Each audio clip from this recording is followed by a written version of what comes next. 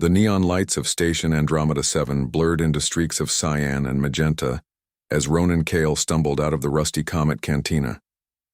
His third bottle of Tau Ceti whiskey sat warm in his gut, doing little to dull the ache that had become his constant companion since leaving Earth's colonies behind.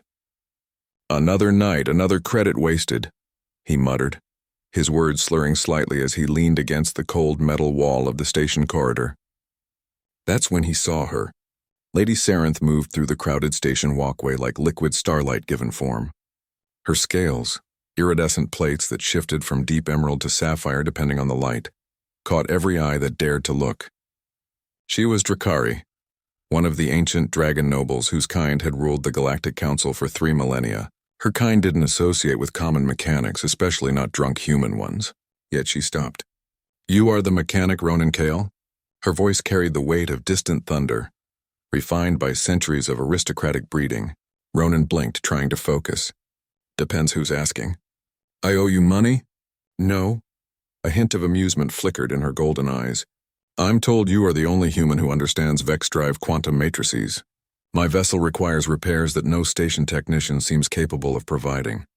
Lady, I'm 3 bottles deep and can barely remember where I parked my own ship." Sarenth's tail swept behind her in a graceful arc. "Then perhaps I should escort you there.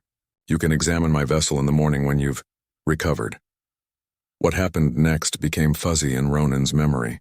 He remembered her surprisingly gentle claws steadying him as they navigated the station's labyrinthine corridors. He remembered the way other species parted before her like a wave, their eyes wide with a mixture of reverence and fear. And he remembered her elegant ship, the Crimson Dawn, docked beside his battered freighter, the Vagrant's Hope. "That's my girl," Ronan had mumbled, gesturing at his ship with something almost like affection. "She has seen better days," Sarenth observed diplomatically. "Haven't we all, lady?" The dragon noble's expression softened in a way that seemed almost human. Indeed. Morning arrived with the subtlety of a plasma explosion inside Ronan's skull. He groaned, finding himself in his own bunk aboard the Vagrant's Hope, with no memory of how he'd gotten there. A crystal decanter sat on his workbench, filled with a shimmering amber liquid and a note written in elegant script. "For the headache. The molecular reconstructor should have you functional within the hour. I will return at noon." Ronan drank the medicine and felt his hangover dissolve like morning frost. By the time Lady Sarenth arrived, he was elbow-deep in her ship's drive core, his tools spread across the pristine deck plating like the organized chaos only a true craftsman could appreciate. "Your Vex drive isn't just malfunctioning," Ronan called out, not looking up from his work. "Someone sabotaged it. Elegantly, I'll give them that, but it's sabotage nonetheless." Sarenth's presence filled the engine room. "Explain. See this quantum coupler? It's been phase-shifted by exactly 0.3 degrees. Too precise to be accidental. Someone wanted your ship disabled without it being obvious." He glanced up at her. "You piss off any rival nobles lately?" The dragon lady's laugh was like wind chimes forged from starlight. "Constantly. It is the nature of court politics." Over the following weeks, Ronan repaired the Crimson Dawn, but something else was being built between them, something neither had anticipated. She would bring him food from the station's upper-tier restaurants, delicacies he could never afford. He would share stories of Earth, of rainforests and oceans, things her planet had never known. "Why do humans drink so much?" she asked one evening as they sat in his cargo bay, sharing a meal. Ronan was quiet for a moment. "To forget, mostly. To make the empty spaces feel less empty." "And do the empty spaces ever fill?" "No," he met her golden eyes. "But sometimes you find something worth remembering instead." Sarenth's scales shimmered with colors he'd never seen before, soft roses and warm golds that he was learning meant affection among her kind. "You are not what I expected, Ronan Cale." "Yeah? What did you expect?"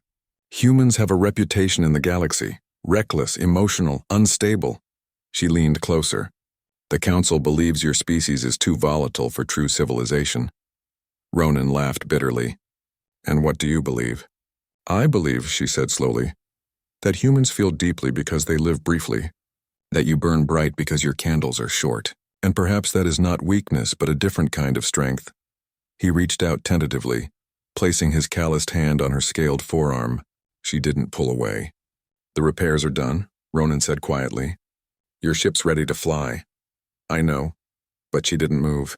So I guess this is goodbye? Seirinth's tail curled around his waist, pulling him closer with surprising gentleness. Or perhaps it is a beginning. My estate needs a chief engineer, someone who understands both machinery and the value of what others dismiss as broken. A drunk human mechanic working for dragon nobility? That'll cause a scandal. Let them talk. Her voice carried the authority of someone born to command. I have spent 3 centuries doing what was expected. Perhaps it is time I did what I wanted. Ronan felt something shift inside him, the empty spaces beginning to fill with something warm and real. You sure about this, lady? Call me Seirinth. She leaned down, her breath warm against his face. And yes, I am certain. As the Crimson Dawn and the Vagrant's Hope departed Station Andromeda 7 together, Ronan Cale realized that sometimes the galaxy had a funny way of fixing what was broken. Not with tools or medicine, but with something far more powerful. Connection. And maybe that's what made humans special after all. Not their technology or their aggression, but their stubborn refusal to stay broken, and their infinite capacity to find beauty in the most unexpected places. Even in the eyes of a dragon lady who took a chance on a drunk mechanic and his battered dreams.